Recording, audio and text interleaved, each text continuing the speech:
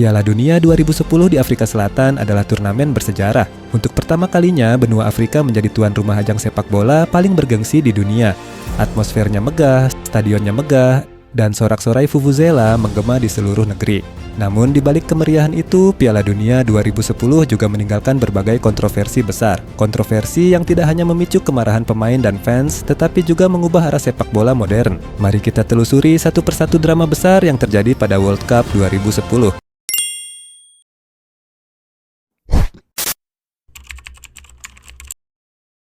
Sebelum turnamen dimulai saja, kontroversi sudah pecah. Adidas memperkenalkan bola resmi bernama Jabulani, bola yang diklaim paling canggih secara teknologi.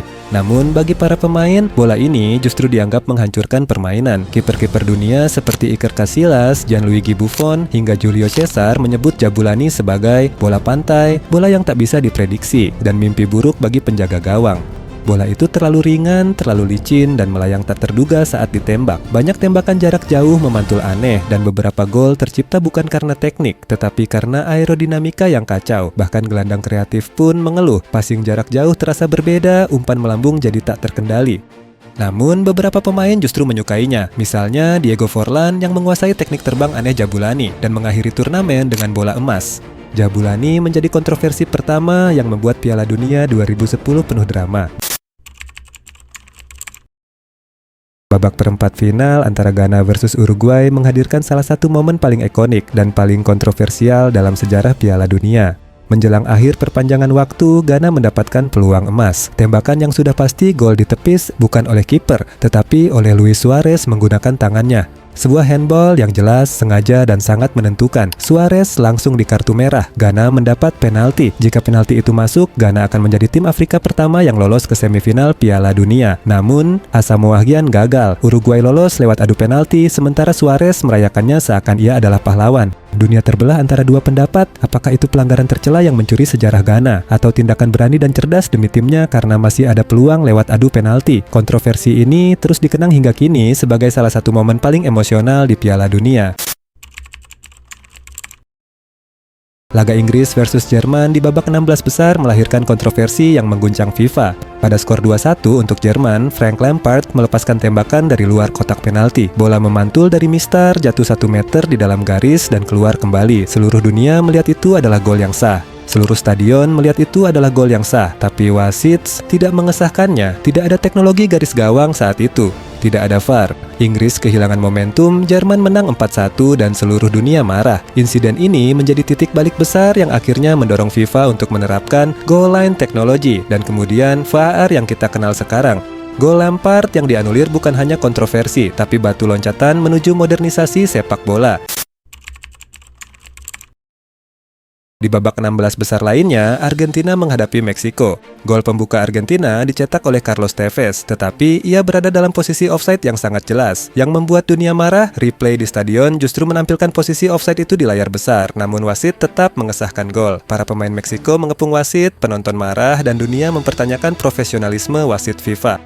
Keputusan itu membuat Argentina unggul, dan Meksiko akhirnya kalah 3-1. Kontroversi ini semakin memperkuat kritik bahwa FIFA harus segera menggunakan bantuan teknologi.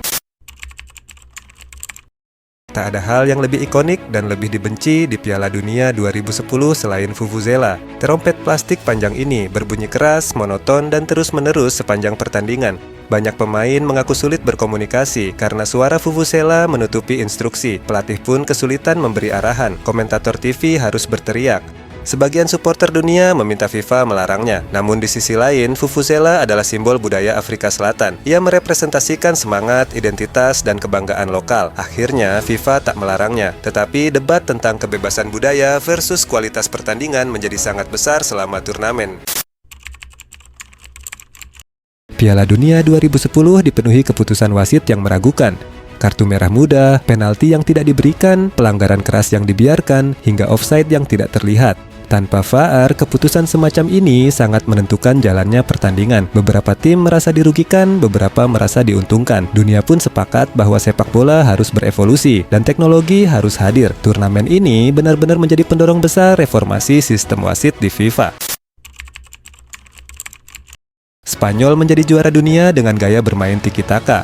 Umpan pendek tanpa henti, penguasaan bola total, dan kemenangan tipis 1-0 di banyak pertandingan. Bagi banyak penggemar sepak bola, ini adalah seni. Bagi sebagian lainnya, ini adalah gaya bermain membosankan yang menumpulkan kreativitas. Namun satu hal pasti, dominasi Spanyol memecah pendapat dan menjadi perdebatan panas sepanjang turnamen. Salah satu kontroversi terliar datang dari kubu Prancis sendiri. Prancis memasuki turnamen dengan keadaan terpuruk karena lolos berkat handball legendaris Thierry Henry melawan Irlandia. Namun drama tidak berhenti di situ. Selama turnamen, Nicolas Anelka dipulangkan karena menghina pelatih Raymond Domenech. Para pemain menolak berlatih sebagai bentuk protes. Federasi Sepak Bola Prancis dipermalukan di panggung dunia. Prancis tersingkir di babak penyisihan grup tanpa kemenangan. Ini adalah salah satu keruntuhan internal terbesar dalam sejarah Piala Dunia dan situasinya menjadi politis di Prancis dengan pejabat pemerintah menuntut penyelidikan. Piala Dunia 2010 bukan hanya tentang drama, musik, dan warna-warni Afrika Selatan. Turnamen ini adalah titik balik sebuah panggung besar tempat kontroversi bermunculan, dan dari kontroversi itulah sepak bola berkembang. Dari bola Jabulani yang tak terkendali, gol Lampard yang dianulir, handball Suarez yang mengguncang dunia, hingga tuntutan teknologi yang akhirnya mengubah sepak bola selamanya. World Cup 2010 mungkin penuh kontroversi, tetapi disitulah keindahannya. Sebuah turnamen yang tidak hanya melahirkan juara baru, tetapi juga masa depan baru bagi olahraga paling populer di dunia. Terima kasih yang sudah menonton video ini. Jangan lupa like, komen, dan subscribe untuk tidak ketinggalan video-video selanjutnya.